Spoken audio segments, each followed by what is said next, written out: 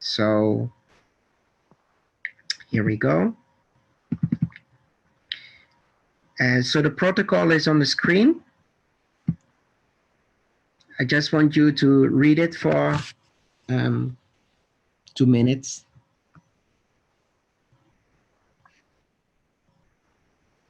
Or less. I'm reading. The host decided when it is time to begin. Working run and let's use chat. Yeah, got it.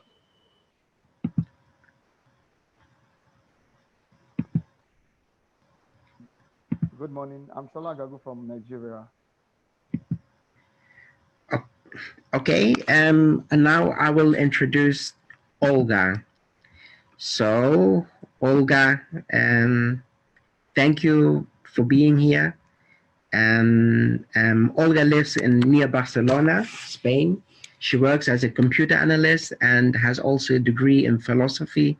Married with 2 daughters in their 20s.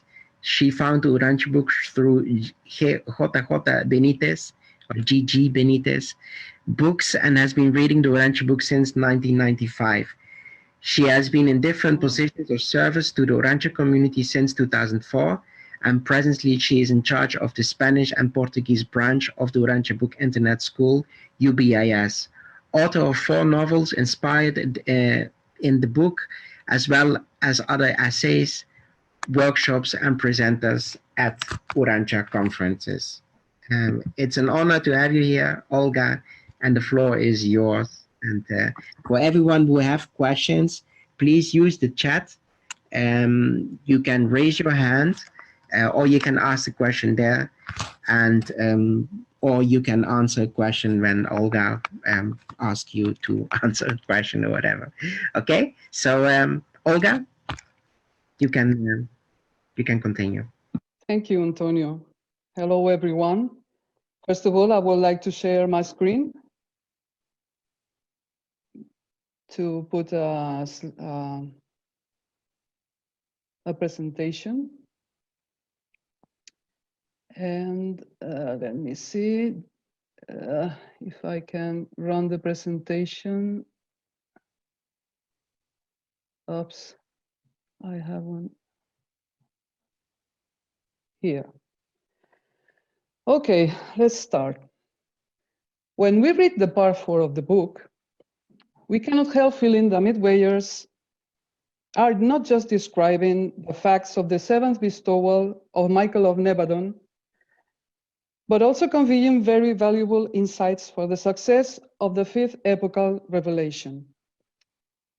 In particular, there's a section in paper 159, the Decapolis Tour, titled Instruction for Teachers and Believers, that is section number 3, that is worth a thorough study.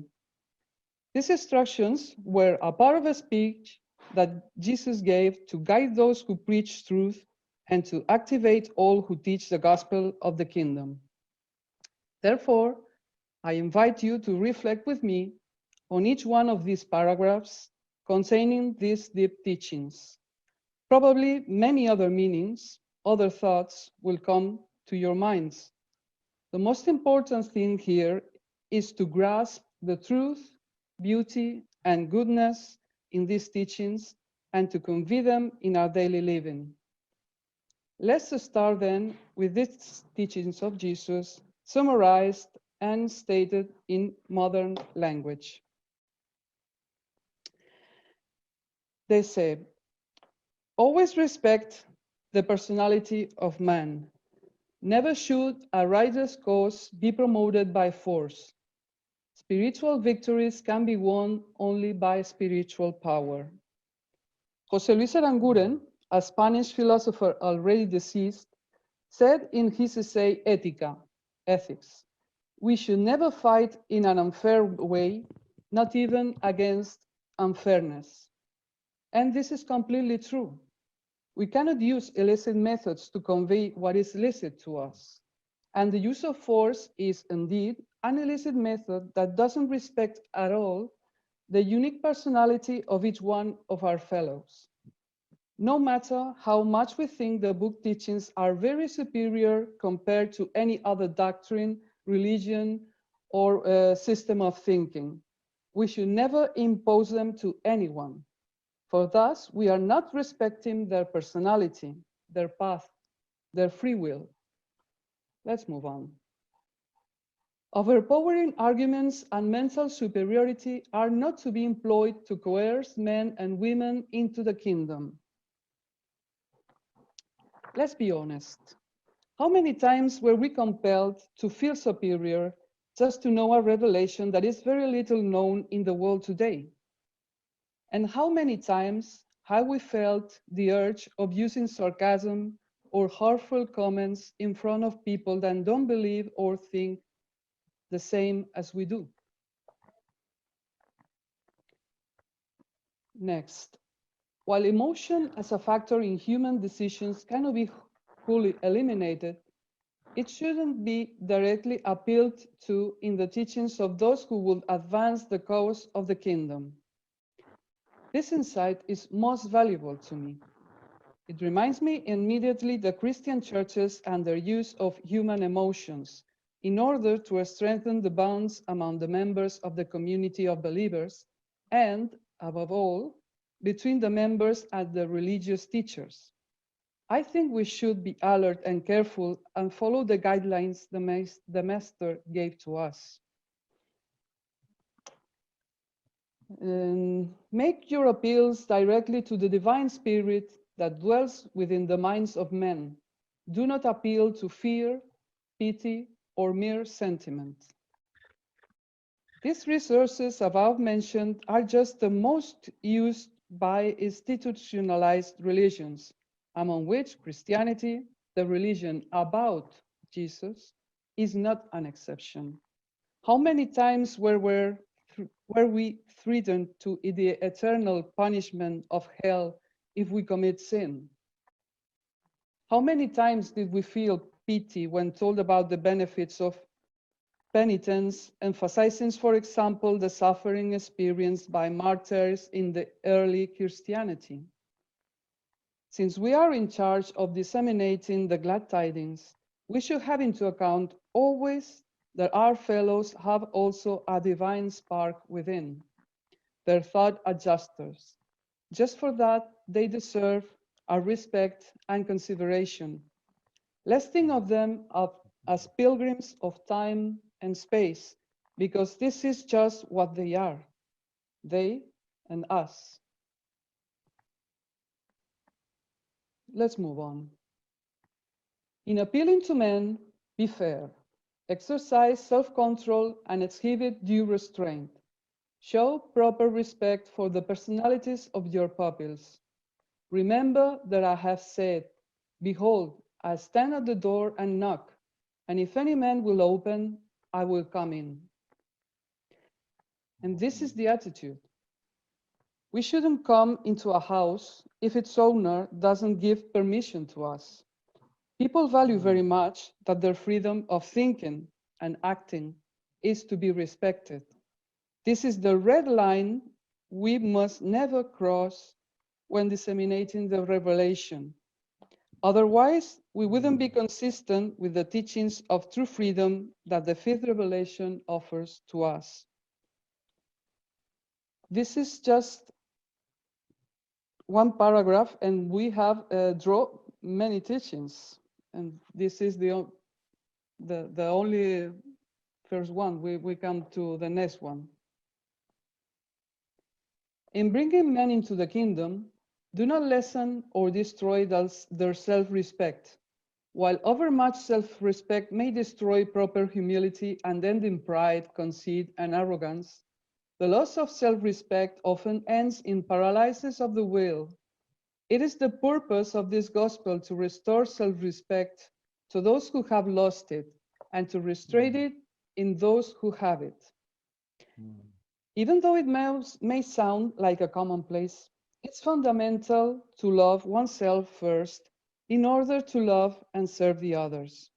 As one of my favorite quotes says, love is the desire to do good to others. And to do good to others means help them to progress, to become more than they are now. And for that end, it's fundamental to keep their self-esteem high enough. We should have into account these people may love and serve the others in turn, so that they can spread the benign virus of love. This is what Jesus' gospel is about. Let's go to the next. Make not the mistake of only condemning the wrongs in the lives of your pupils. Remember also to accord generous recognition for the most praiseworthy things in their lives.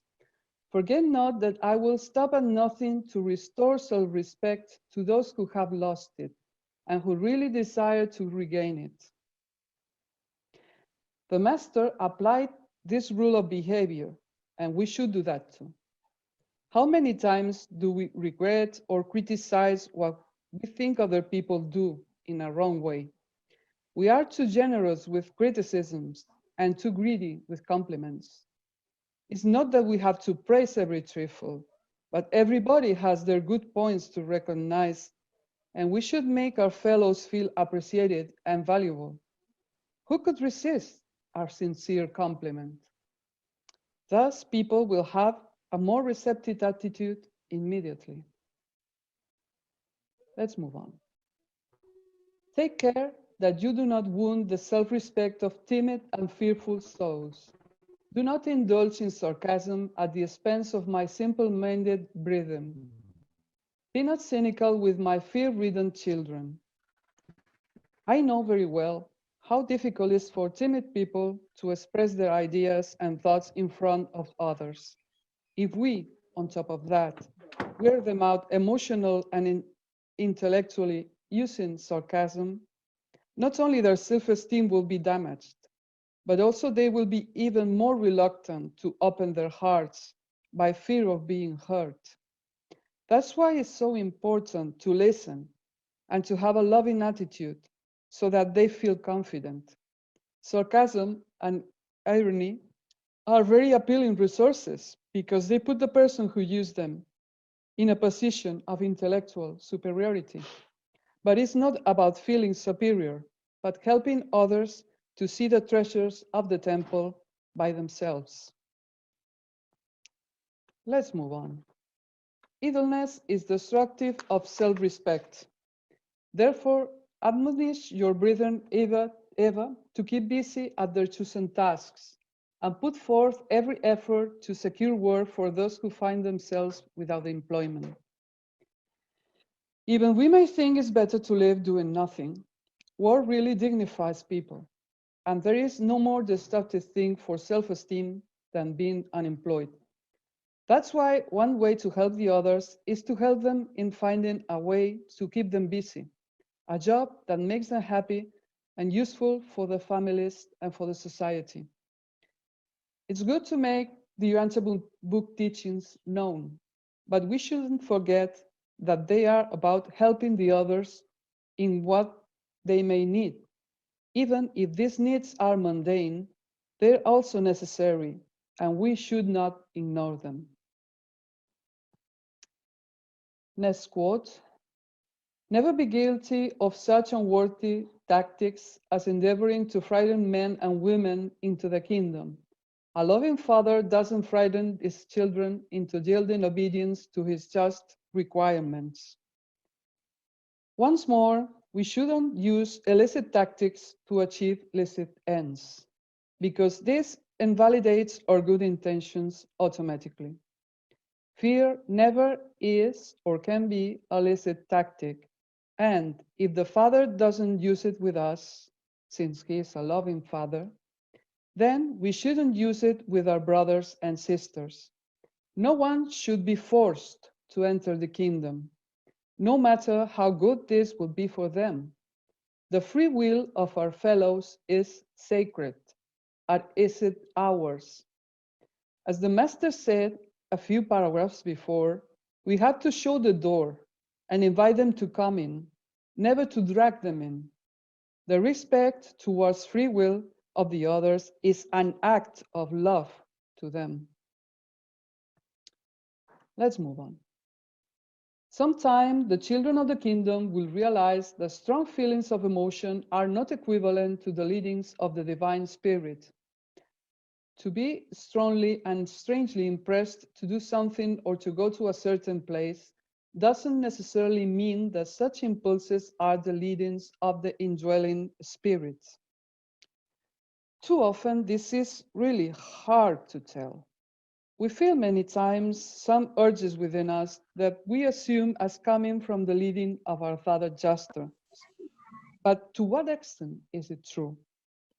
It's very easy to attribute the impulsive urges driving us to act to the leading Father Juster. How can we know if these urges come from the divine spirit within? In this case, we must use our own insight, and if this is not enough, ask our Father for discernment to identify the leading of the adjuster among all our impressions. Next quote. Forewarn all believers regarding the fringe of conflict which must be traversed by all who pass from the life as it is lived in the flesh to the higher life, as it is lived in the spirit. To those who live quite wholly within either realm, there is little conflict or confusion, but all are doomed to experience more or less uncertainty during the times of transition between the two levels of living. Now, I would like to invite you to reflect on what has been and is your experience concerning the conflict between material and spiritual life. I believe all of us, since committed to the spreading of the fifth epochal revelation, wish to give more importance to spiritual life, and we strive for living in its kingdom and being farther and farther from material life. But this struggle is not easy. We live in a material world with all its demands pushing us, being them real or fictitious. Life is a continuous and tiresome horse trading, but if we want, and by communing with our Father, we can make struggle less intense, so the spiritual side of life will eventually win. We all will have to go through that, because it's part of our condition of mortal creatures of time and space. And we shouldn't feel discouraged if the material part wins the battle in a certain moment of our lives. The most important thing is to be aware that we must work hard and are not alone in this, because the divine guide is within our minds just to spiritualize us. We must not be too hard with ourselves. Let's follow the quote. In entering the kingdom, you cannot escape its responsibilities or avoid its obligations. But remember, the gospel yoke is easy and the burden of truth is light. As committed people with the spreading of the fifth revelation, people who want to be part of the kingdom with which the Master spoke of, we are aware that ignorance is not an excuse for us.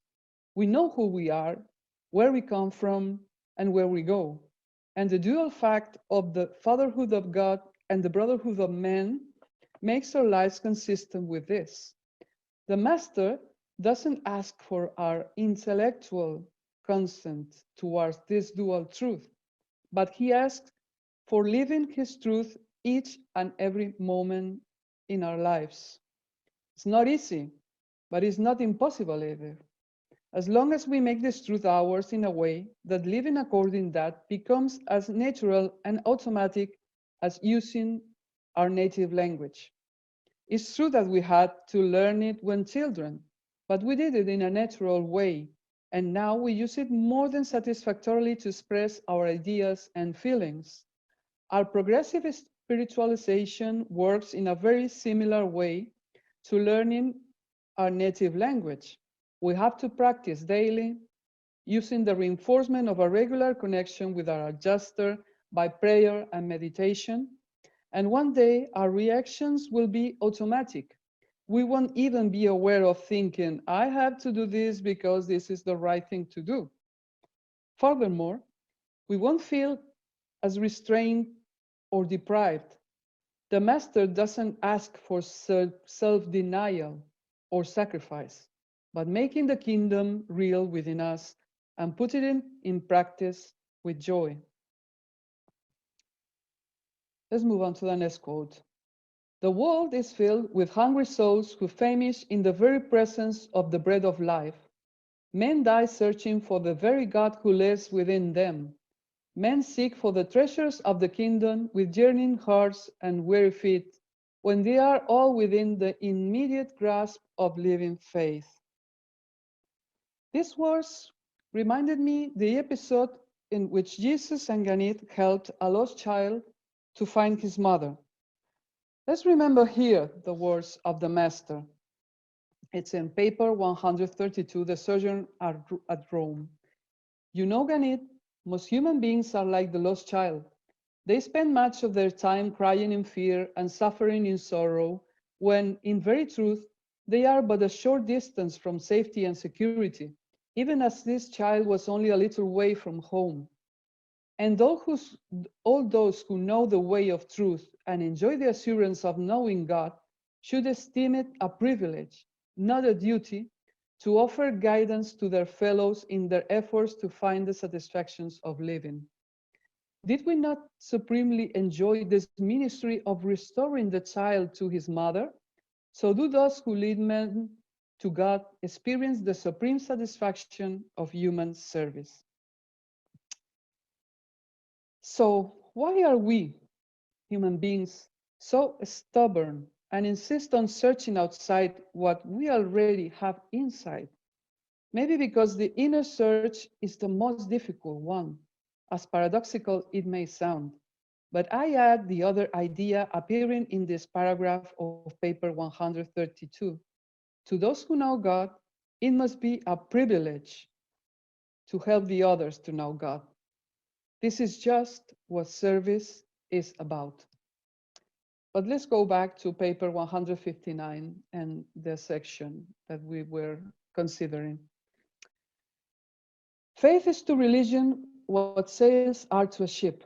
It is an addition of power, not an added burden of life. There is but one struggle for those who enter the kingdom, and that is to fight the good fight of faith. The believer has only one battle, and that is against doubt and belief. Faith provides the conviction that there is a higher reality, and the hope which gives to us provides also the energy to face the life hardships. Of course, there are always moments in which faith may weaken. We live in a world where there is too much unfairness. Life can be very hard sometimes, and it's very easy to feel discouraged, to fall into pessimism, and to question ourselves whether what we believe is real or just a beautiful tale to make our life easier to bear. But if our faith resists doubt and disbelief, nothing can defeat us. We will be able to fly higher and beyond all the mud of the mundane existence. And misfortune, if we ever experience it, is not going to get to us because faith makes us stronger. Faith is our distinguishing mark as Angondonters. Let's move on. In preaching the gospel of the kingdom, you are simply teaching friendship with God. And this fellowship will appeal alike to men and women in that both will find that which most truly satisfies their characteristic longings and ideals. I want to highlight here now how original and new were the Master's words concerning the idea of God at that time. The Jews, the people with the most progressive religion then, thought of Yahweh, their God, as an almighty being who they must fear in order to not to be victims of his anger. Here, the Master is saying that preaching the gospel is teaching friendship with God. No more, no less. Therefore, our Father is not only our Creator, but our friend, someone who knows us better than we do ourselves, and someone to trust in, because he loves us and wants the best for us. Jesus brought God closer to us as any other person ever did. Who can be closer to us than a friend father?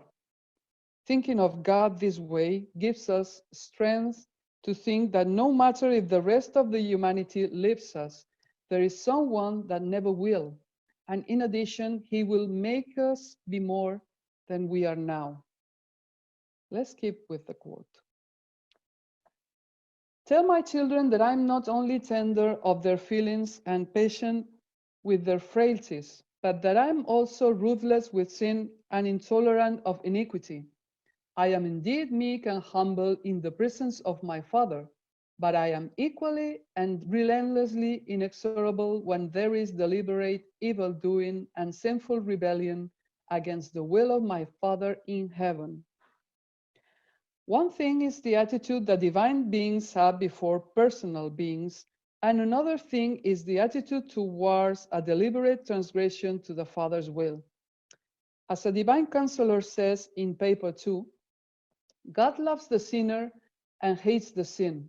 Such a statement is true philosophically, but God is a transcendent personality, and persons can only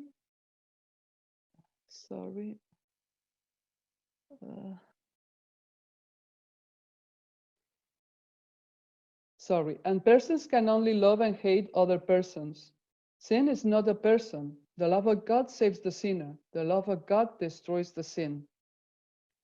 Rodin of Alexandria said about the Master, he strongly loves goodness and equally hates sin. That's why the reaction of divine beings is always firm against sin, even though it's also true that they always keep a merciful and loving attitude towards creatures, being led astray or not.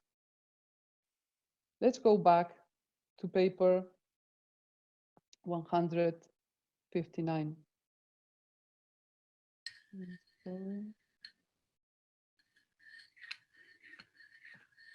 You shall not portray your teacher as a man of sorrows. Future generations shall know also the radiance of our joy, the buoyancy of our goodwill, and the inspiration of our good humor. We proclaim a message of good news which is infectious in its transforming power. Our religion is throbbing with new life and new meanings. Those who accept this teaching are filled with joy and in their hearts are constrained to rejoice evermore. Increasing happiness is always the experience of all who are certain about God. How far is joy from the religion which claims to be the bearer of Jesus' message? How much emphasis is made in the suffering of crucifixion, in the importance of penitence, sacrifice, and self-denial to gain salvation? And how little importance is given to the joy of resurrection? Resurrection that all of us, not only Jesus, will experience one day, sooner or later. In this speech, the Master mentions joy many times as a life attitude before hardships. And this has to be our attitude. If we know, as we do, that death is not the end, that the lack of justice and the evil of this world are little black stains on a white canvas, then how could we not be joyous? If we see black stains too big, then we must look at them from a bigger distance. Thus, we will see that living is not only easier to bear, but also material existence doesn't look a heavy burden to us anymore. It's important to insist on what is really important, attitude and how you look at it. Let's move on. Teach all believers to avoid leaning upon the insecure props of false sympathy. You cannot develop strong characters out of the indulgence of self-pity. Honestly endeavor to avoid the deceptive influence of mere fellowship in misery. Extend sympathy to the brave and courageous, while you withhold overmuch pity from those cowardly souls who only half-heartedly stand up before the trials of living. Offer not consolation to those who lie down before their troubles without a struggle. Sympathize not with your fellows merely that they may sympathize with you in return. In this paragraph, Jesus talks about avoiding false sympathy as well as self-pity. I think this deserves a bit more of discussion. What is the meaning of sympathy? According to the Merriam-Webster, one of its meanings is the character or fact of being sensitive to or affected by another's emotions, experiences, or especially sorrows. Concerning false sympathy, we may say this sensitiveness towards sorrows is false. It's just for show and is not truly felt. But this paragraph also talks about poorly understood sympathy. That is, when we feel pity towards someone who doesn't deserve it. But who deserves sympathy? We may mean those who experience difficult situations and do something to solve them. People who wait for others to solve their problems, people who do nothing more than complaining and blame everything and everyone for their misfortune, just don't deserve sympathy. As a self-pity, what do we really intend by pitying ourselves? Maybe that the others pity us? Maybe do we want to justify our limitations or to blame the others for our failures? What do we want the others pity us for? Maybe this way we become something better, or this makes the others want us more. Or is it just to get the perfect excuse for not progressing, not growing? A true believer in the kingdom, a follower of the religion of Jesus, will never fall into self-pity. How could they do it since they live life with joy? They do their best to be strong before hardships. Let's move to the next quote.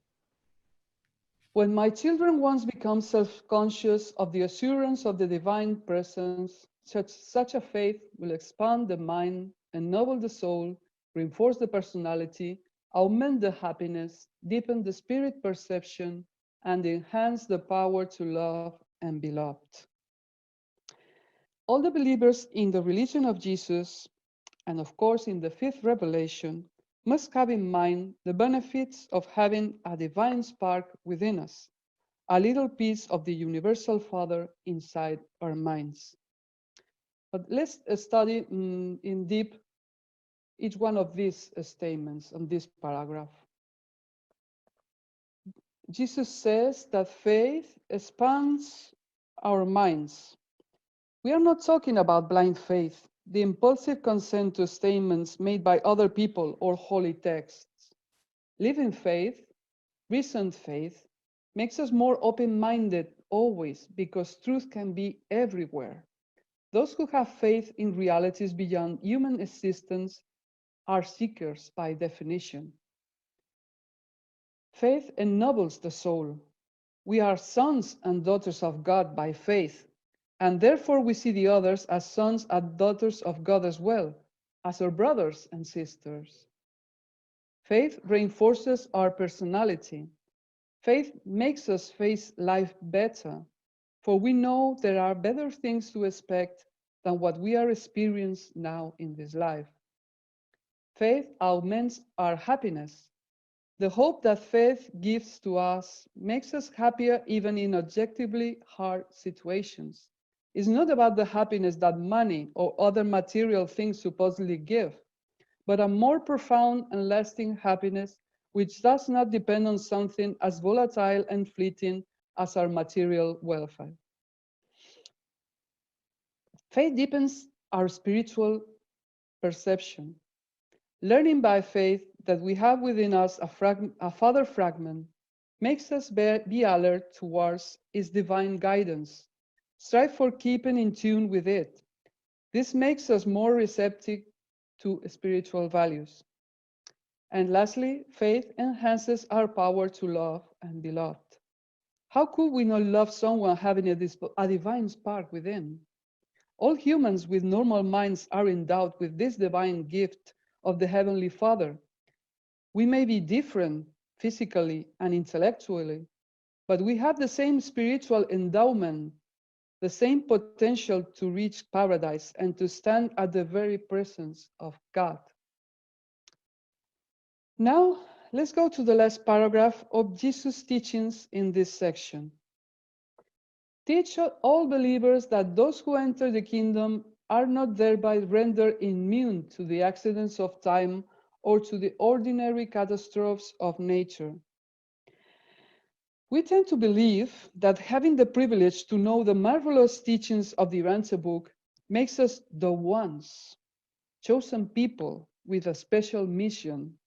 And this implies to have some kind of immunity against the hardships of human existence, being them natural or provoked by humans.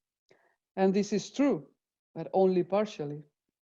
In my opinion, it's not by chance that we and not others have found this book.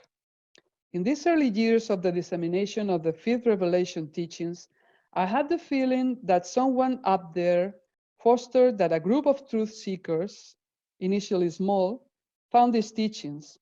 In all the years that I have been in contact with other readers, I read, and listened to many stories about readers finding the book in very odd situations, even supernatural situations.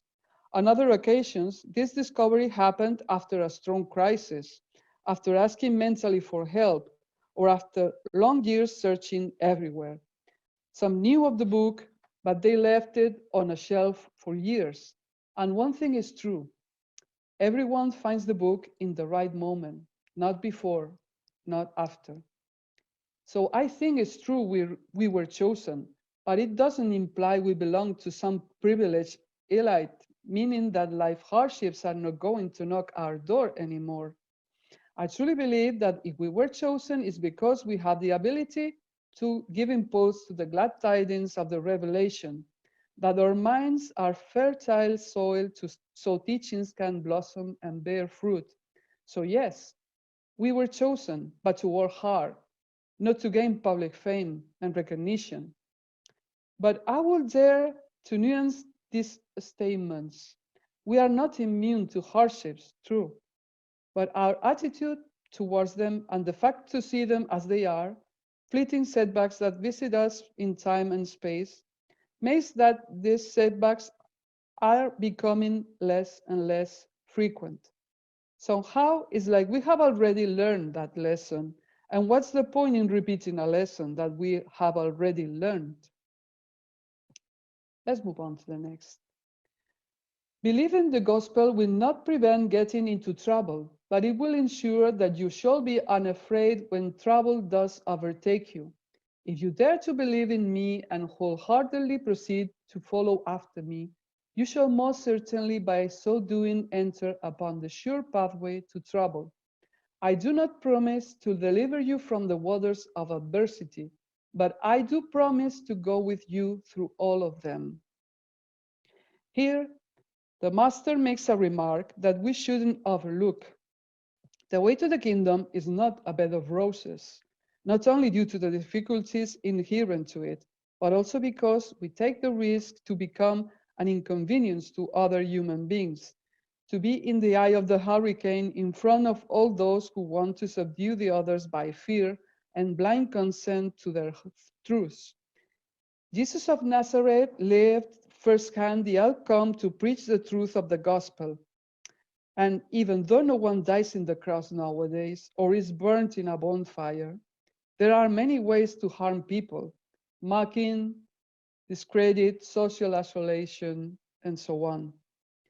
In this stage of the dissemination of the revelation, all those who believed in the truth contained in the Urantia book teachings pass more or less unnoticed.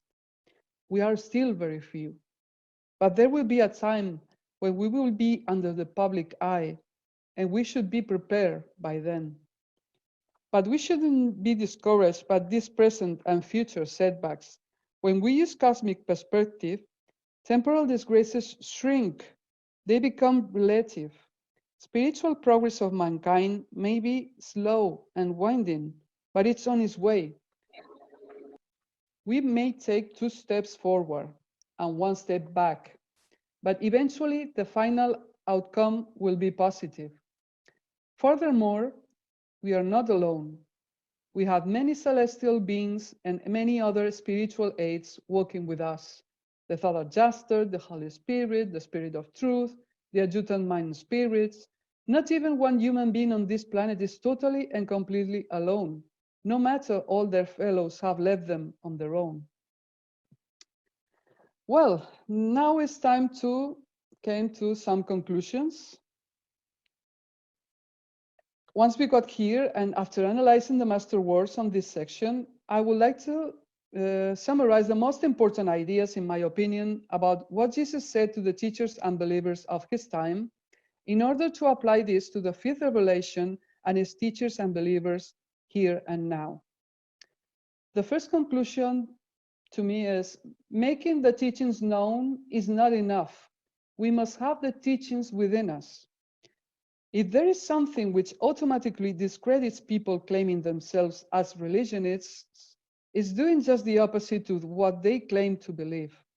If we commit ourselves to make the Urantia book teachings known, it's useless to give impressive speeches or write long essays about the fatherhood of God and the brotherhood of men if we don't make this dual principle the foundation for our daily living.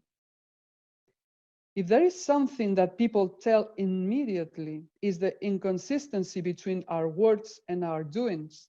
And those listening to us will think, with good reason, it's useless to devote their attention to teachings that have not transformed their interlocutor.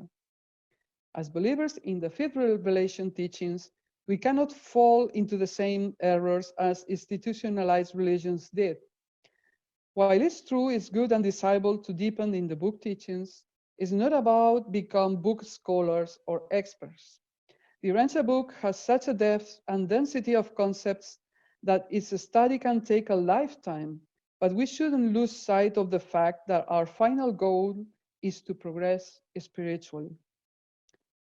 My second conclusion is, the ends don't justify the means, no matter how noble they are.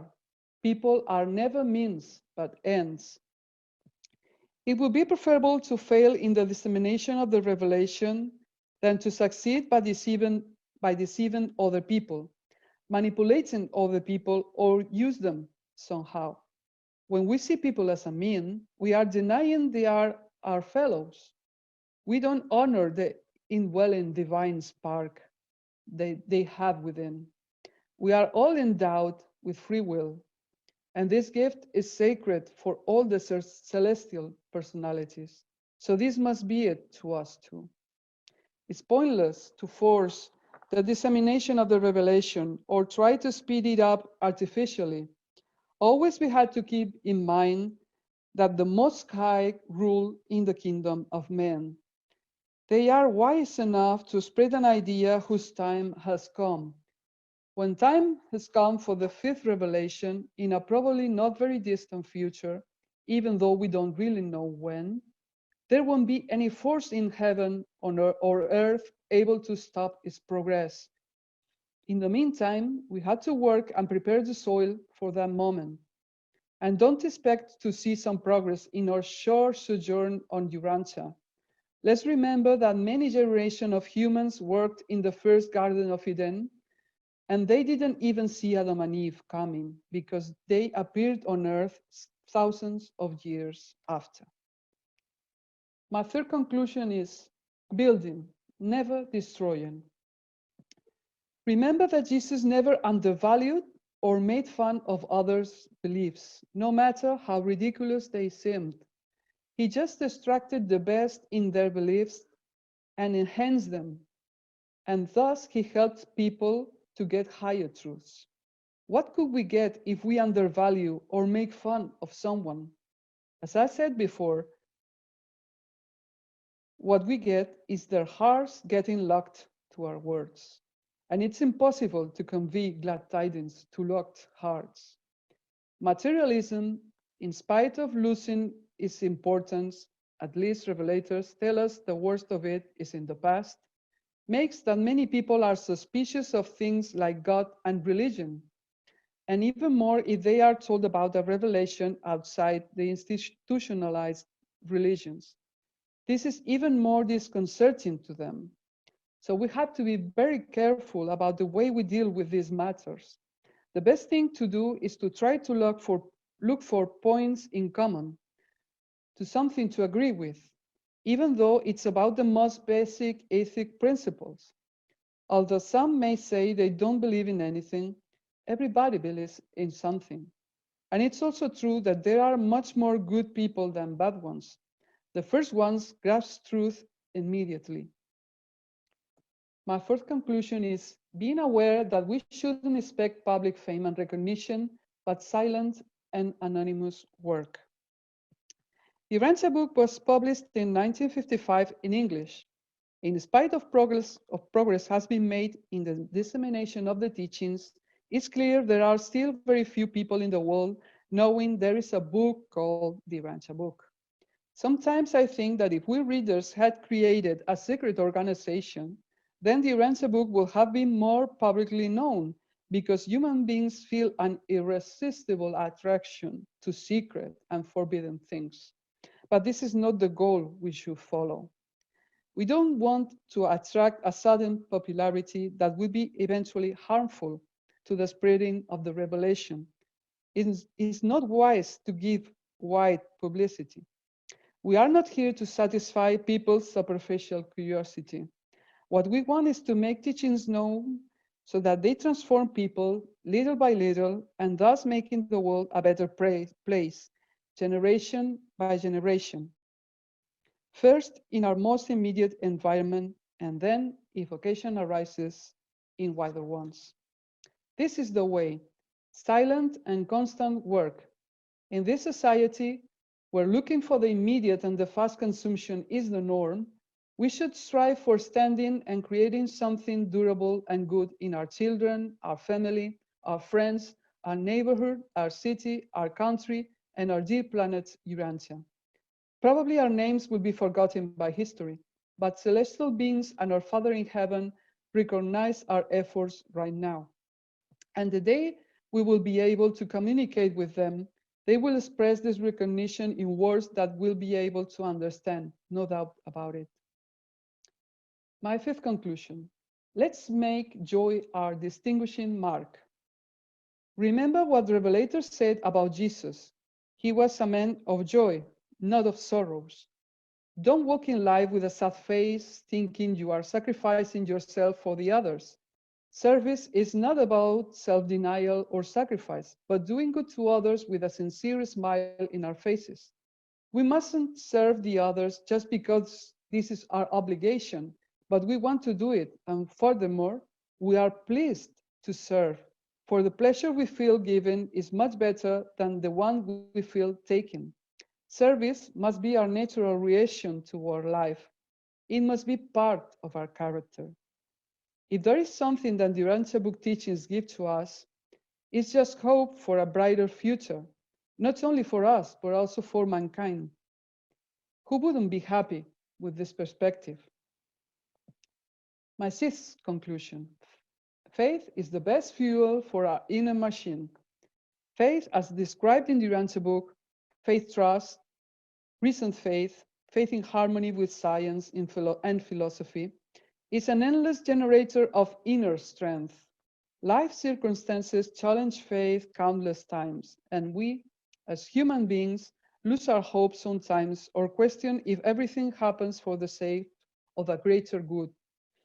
On these occasions, there is no better recharge for our faith than prayer. Remember that Jesus used to go to a farther place from time to time just to be in communion with his Father. Likewise, we also need to recharge our spiritual batteries from time to time, even if it's just some minutes a day. It's important to get away from the quotidian whirlwind on a regular basis and to live the present time consciously. Otherwise, the demands of daily life make us lose direction, make us forget our purpose in life and why we are here. And lastly, the seventh conclusion. Believing in the fifth revelation doesn't make us free of all harm, but choosing people to work hard. But this will be the sweetest and most gratifying work ever. As human beings, it's easy to fall into temptation and to feel ourselves as special people because we have found the Urantia book Revelation. But don't get it wrong. In these times that we are living in, we are going to find rejection or something even worse than that, indifference. Compared to other similar movements, Urantia book readers are still an insignificant community that very few people know. This has some disadvantages, of course, but it also has an important advantage, in my opinion. Being anonymous puts us in a very effective position to make lasting changes in the society. If we are far from the public eye, then we can devote more of our energies to an effective dissemination work and less to a defensive one. But we must be prepared for the day we will be exposed to the public opinion, since this day will come sooner or later. In the meantime, as believers in the fifth revelation, let's live our life in joy. Let's be as wise as serpents and as harmless as doves. And above all, let's spread the benign virus of love so that all the mankind will be infected by it. This is what our Father undoubtedly wants us to do. And it's our will that his will be done. And that's all. Thank you so much for your attention.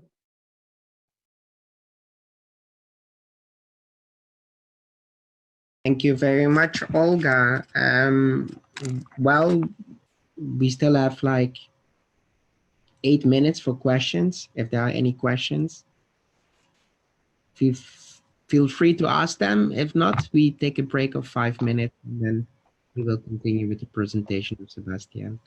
But to everyone in the room, feel free to ask any questions.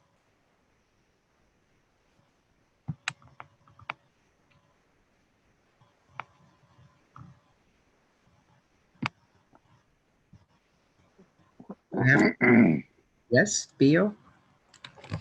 It's 4 a.m. in Seattle, and I want to say muchas gracias, Olga. It was a beautiful presentation. Can you hear me? Yes, yes, I can hear you. Thank you so much, Pio, for being awake at that time. Because I really appreciate it. Thank you. Thank you so much. Okay, anyone else?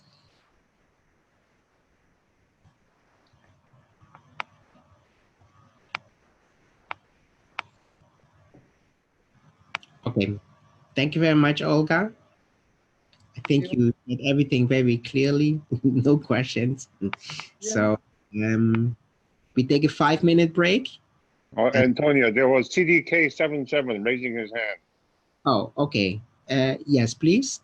Quickly, I just wanted to say thank you. I'm Coulter Knight. I'm calling from, I'm from Virginia.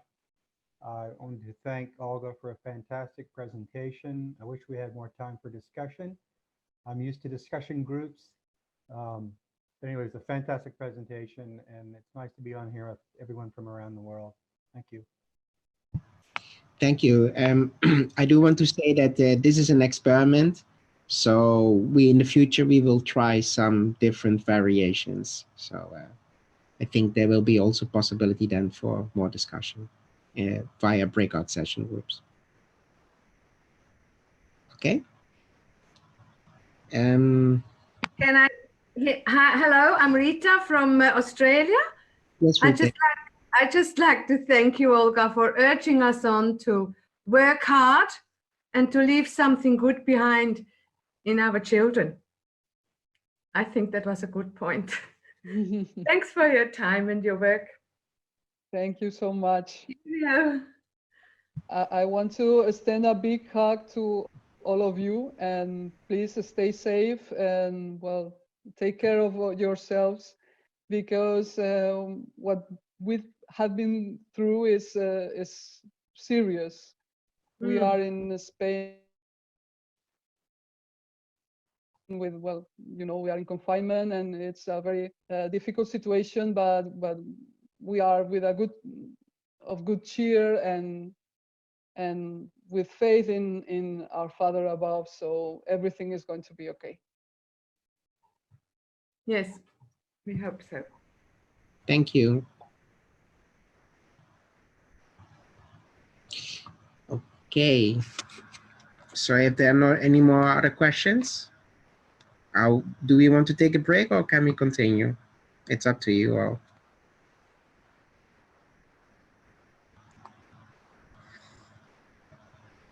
Pio? Yes, there's another. Hello?